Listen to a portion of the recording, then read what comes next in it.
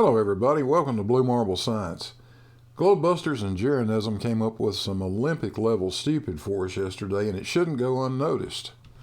Warning, severe facial and monitor damage alert is in effect. Get out the oven mitts, push those monitors back out of punching range, and let's light this dumpster fire and have some fun. Hi, caramba. Okay, so let's bring this over here. And can everybody still hear me? Yep. Okay, cool. All right, let me get my stuff back together here. StreamYard, there we go. All right, so this, and again, this is something that I find absolutely amazing. So let's see, I think it's path. And then what we do is say we are near Denver somewhere, right, in Colorado. So we're going to start here and we're going to, oops. I think I'm looking for line. That's what I want. Let's go that. Yeah, it is. Okay. So if you guys can see up here, right, it shows the map length, the heading, right, and all that. So if I start in Colorado and I go east, right, and east would be 090 or 90 degrees. So if I go heading 90 degrees and I keep on that heading of 90 degrees and I keep on that heading of 90 degrees, right, look what happens. Oh, I know what happens. You just went face first into a puddle of stupid, buddy. Basically what's happening is it is taking me south towards the equator, right? It keeps going down and down and down. And that's, and most people would say, well, you think if you're going east, you would stay within the longitude lines, right? Or the latitude lines, and you would be going around the globe, right? But that isn't what happens at all. So now if we're going to like come back west from this eastward journey, we would go 270. We go from the same place and we go back to 270, and you would think that you would go back to the same exact place in Colorado. So let's go back and let's go on a heading of 270, which is dead west. Oh, look what's happening there. Now, Bob, we all know that lines of longitude run north and south. That means east-west lines have to be perpendicular to lines of longitude. Does that line you drew appear to be ever perpendicular to any line of longitude? Maybe that's something you ought to investigate. No, I'll tell you what. We'll do it for you. 270 is again taking us down towards the equator. Well, what's going on with that? All right, well, let's go back again. Let's stop there and let's say, all right, let's go back along 90 degrees east. Well, shouldn't that go back along that same line? Nah, let's go 90 degrees. Oh, no, it's not. Look where 90 degrees goes. Oops, 90 degrees is actually going down here towards the equator again. So you see what's happening here, guys? East is not east on Google Earth or any direction coordinate system that they give us. This is a complete lie. Bob, Google Earth is not a complete lie, but the way you're representing it actually is a complete lie. The heading Google Earth gives you is from the point of origin, and it's only true beginning at the point of origin. I've duplicated your line pretty close. Let's put a starting point here. And anywhere I draw this line along that red line now will show about 270 degrees, like so. But if I pick any other 2 points along that line, I won't get 270 degrees.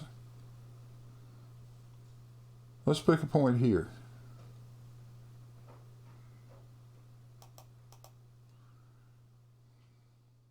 That's 263 degrees, Bob. The heading is changing all along that line. It's changing because this is a great circle route. If I look at the very end of it,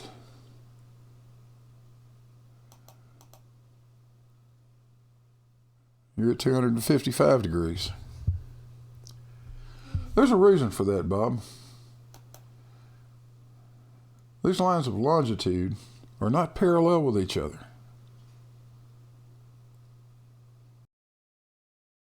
As you notice,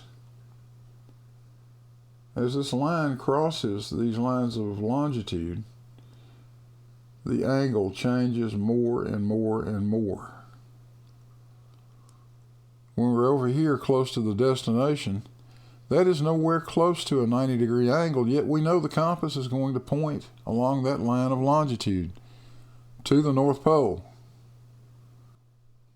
In practice, what if we break this up into smaller sections? You see, the compass in an airplane would do this automatically. It will always be pointing at the North Pole. But we have to make Google Earth do that. So let me show you how that works. Watch the red line as I click these segments on. I went about every 2.5 degrees and drew a line which is at 270-degree heading. Watch.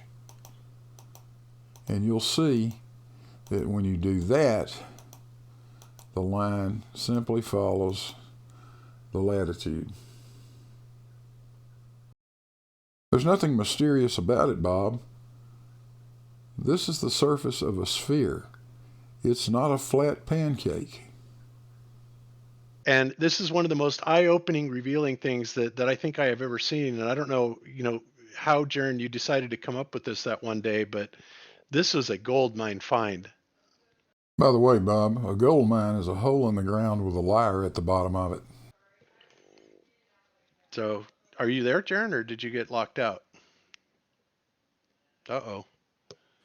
Oh, Oh, the CUAP. wait. I just wanted Okay, to say. sorry, Jaron. There you are. Sitting in the background. Oh, No, I just found it by simply trying to figure out, if north and south are the same as east and west, and clearly they're not. Simply because you can go to any place and do what you just did, draw a line directly south, and then directly north is always back straight up the same line. It doesn't change. So north and south doesn't change, and we know that on a flat Earth map because north is the center and south is always directly behind you. That would never change no matter where you're at on the Earth.